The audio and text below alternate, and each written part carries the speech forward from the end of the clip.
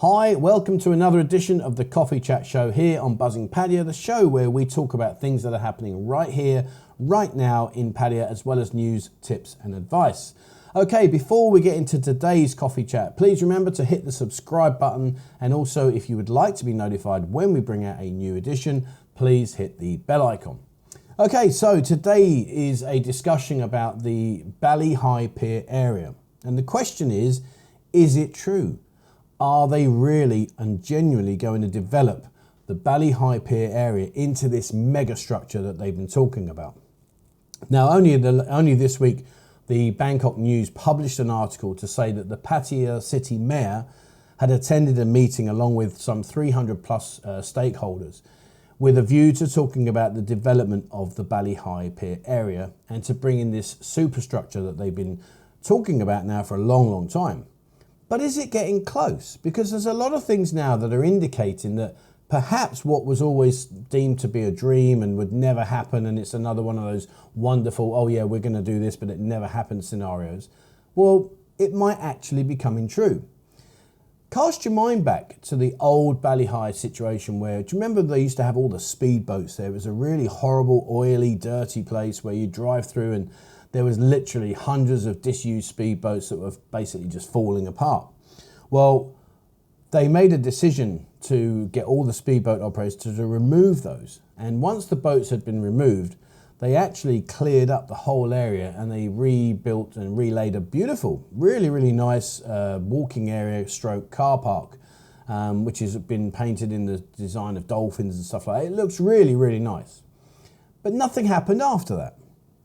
And likewise, on the back of this new area that they've decorated, if you look out into the bay there, you can see that there is an infrastructure for a new boat and a pier facility. And that led to the rumours that they were looking to encourage big cruise ships to come into the city centre. Now, if you look at the EEC's plans, the Eastern Economic Corridor, if you look at their plans for tourism for the next 5 years, they want to make Patio City a place that attracts tourists for the right reasons and not, as it seems at the moment, why the majority of tourists come to Pattaya. And before we get into that, let's be honest with you, they're not ever going to stop that, but I think they may well push it further into inland so that it's less obvious to the people that are just coming off the ships or just arriving into the city. So I think that's their long-term plan. But look at the things that have been happening recently. Utapao is developing a new terminal. There's the new expressway that leads right through Pattaya that heads down to Utapao into Rayong. If you look at the infrastructure on the pier area now, there appears to be a second pier area, which rumours have had it that that's going to be for cruise ships that come into the area with their passengers, and then they can go off and do their things. There's been a lot of talk about a Skywalk, and there's also been a lot of discussion about a possible electric train that's going to go around the circuit. And it's going to go from Naklua across the bay and round into Second Road and back. So it's going to do one big loop. And yeah, these are all what ifs. Are they going to do it? Nobody really truly knows as yet. But let's just take a moment to consider all of these things now, because they're slightly starting to stack up in favour of this actually happening. Walking Street. Now, we all know and are already experiencing that a lot of the go-go bars, a lot of the evening entertainment that has always been the one that's been the sticking point, a lot of those places are struggling. And again, I don't know this for true, but rumour has it that when these establishments that are currently set up as go-go bars, when their licence expires, they're not going to be able to renew them. I don't know if that's true. It's just the rumour that's going out there. But if that happened, well, what would they replace them with? Now, part of this new development and part of this new plan is that there will be a 38,000 square metre shopping centre built at the end of Walking Street. And then that will then filter people into the Walking Street entertainment venues. So it kind of fills the gap and it kind of like fits in with this ongoing plan. If they do take away the go-go bars and they push them further inland, then it makes perfect sense to have this big commercial shopping centre and to put the go-go bars that were in place now become department stores. I don't know. But it just starts to fall into place. The other aspect is, look at the waterfront now. This is going to be something that I really can't wait to see how they handle this situation, because you may or may not be aware, but the waterfront development came to an end and it's been shut down now for years.